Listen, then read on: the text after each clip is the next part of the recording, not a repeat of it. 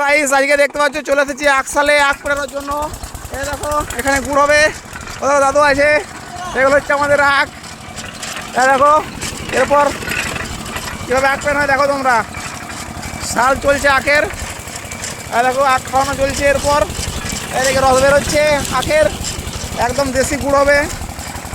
আর এই তো হচ্ছে রোজ এ ভর্তি দুপুরে চলছে আমাদের আখ পেড়ানো। এ হচ্ছে আকসাল,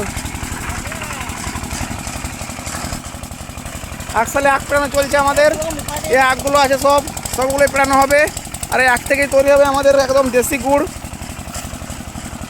এ দেখো যেভাবে আখ পেড়ানো হচ্ছে তোমাদেরকে দেখাচ্ছি, দেখো। আর ওই দেখো জল, ওখানে হবে গুড়। ইতিমধ্যে কিন্তু গুড় হয়েছে একটা, দেখাচ্ছি তোমাদেরকে। যে এরপর এখানে দেশি গুড় হয়েছে, একজন পাশের গ্রামের এক ভদ্রলোক করেছে এখানে গুড়। এই দেখো একেবারে দেশি গুড় দেখতে পাচ্ছ। 1 পিপ 2 পিপ আর 3 পিপ, প্রায় 2.5 পিপের মতো গুড় হয়েছে আমাদের। এখন আপাতত চলছে আখ পেড়ানো। আখের দেখি কপি কি রস হয় না হয়। এই দেখো একেবারে দেশি আখের পানা, দেশি আখ। এই দেখো মেশিন চলছে আখের, জেনারেল এখানে আছে, দেখাচ্ছি তোমাদেরকে। এগুলো হচ্ছে আখ খোয়া, মানে আখটা পেড়ানোর পরে যে খোয়াগুলো বের হয় সেগুলো এদিকে বেরোচ্ছে। এই দেখো একদম দারুণ দেখি। খোয়া ভিজে লাগে কি লাগে না, খোয়াতে রস একদম নেই, খোয়া একদম পরিষ্কার। এটা হচ্ছে আকসাল, আজকের আমাদের আখ পেড়ানো চলছে। এতগুলো আখ আছে গাইস দেখো।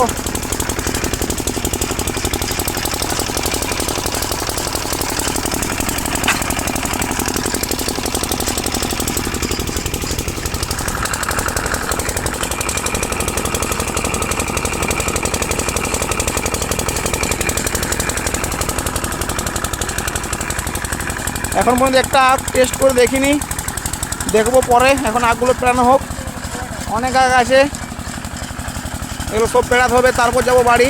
তার আগে বাড়ি যাওয়া যাবে না। আর গুড় হবে, সেটাও তোমাদেরকে দেখাবো কতগুলো কি গুড় হচ্ছে না হচ্ছে। আগে টিনে রাখা হতো, এখন গুড় পিপে রাখা হচ্ছে। টিন আনা আনি কাটাকাটি অনেক ঝামেলা। দেখো দাদু আমাদের যে আখ চাষ করেছে, ইনি হচ্ছে আমাদের মেন আর্টিস্ট। আর্টিস্ট ওটা গুড় হবে, ও আর্টিস্ট তো টেনশন আছে।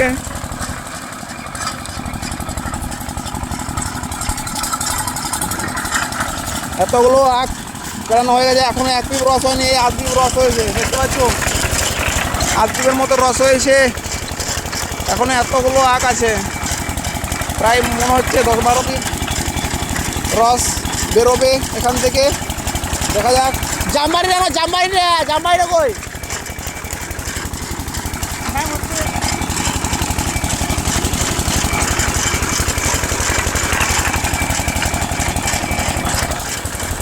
ভর্তি দুপুরে আসি, আসতে রাখছি এখন।